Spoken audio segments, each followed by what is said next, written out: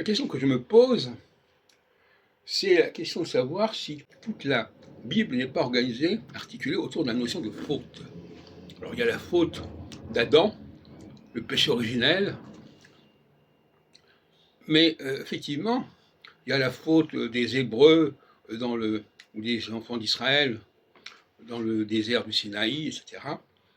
Il y a toutes sortes de fautes qu'il faut punir, qu'il faut corriger, qu'il faut racheter, etc. Effectivement, d'ailleurs, le chrétien le dit clairement, hein, j'ai péché, voilà, etc. Donc il y a une conscience aiguë de la faute qui est proposée par le christianisme. Et ce christianisme-là, je trouve qu'il peut tout à fait être réintégré dans le judaïsme, c'est évident. Et on peut se demander si les événements qui sont, soi-disant, qui illustrent cette faute, ne sont pas justement que des illustrations et des allégories. Ou est-ce qu'on peut réellement penser que ça s'est produit comme ça? Je crois que le problème n'est pas là. La leçon de la Bible, c'est pas de savoir qui s'est passé à un moment donné, quelque chose qui fait qu'il y a eu des fautes commises dans le jardin d'Éden, etc., avec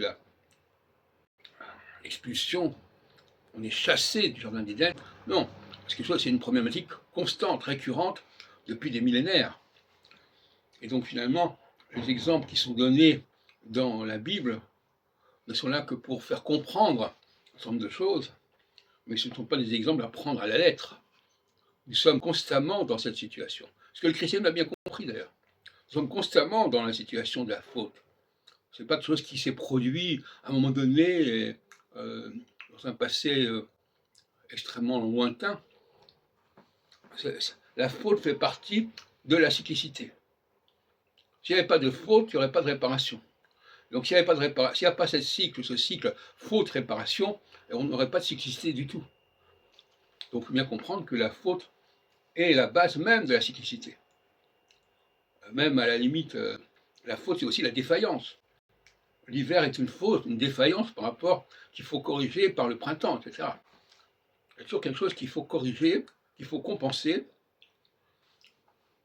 Et par conséquent, aujourd'hui, je déclare que l'astrologie septennale que je défends nous parle de la faute, nous parle des fautes à expier, à corriger, et nous avons des exemples, mais nous avons aussi des exemples parmi nous à tous les points de vue. Il y a un cycle des fautes, il y a un cycle des corrections, il y a un cycle des rachats, il y a un cycle des expiations, il y a un cycle de la liberté. Alors justement, je voulais parler de Chabrol. Chez Chabrol, il y a cette notion, dans les films de Chabrol, il y a cette notion de faute qui est importante. Alors, la personne a un problème de conscience, elle a fait quelque chose et elle veut payer pour ce qu'elle a fait. Elle veut compenser, elle veut corriger ce qu'elle a fait. Elle ne veut pas laisser les choses comme elles sont. Elle est consciente qu'elle a fait quelque chose qu'il ne fallait pas faire. Et ça, c'est chez Chabrol, dans les derniers films que j'ai vus récemment, Juste avant la nuit par exemple, eh bien, le personnage principal, il est hanté par la faute. Il est hanté par ce qu'il a fait. Donc Chabrol est une très bonne illustration de ce que j'entends par cyclicité de la faute.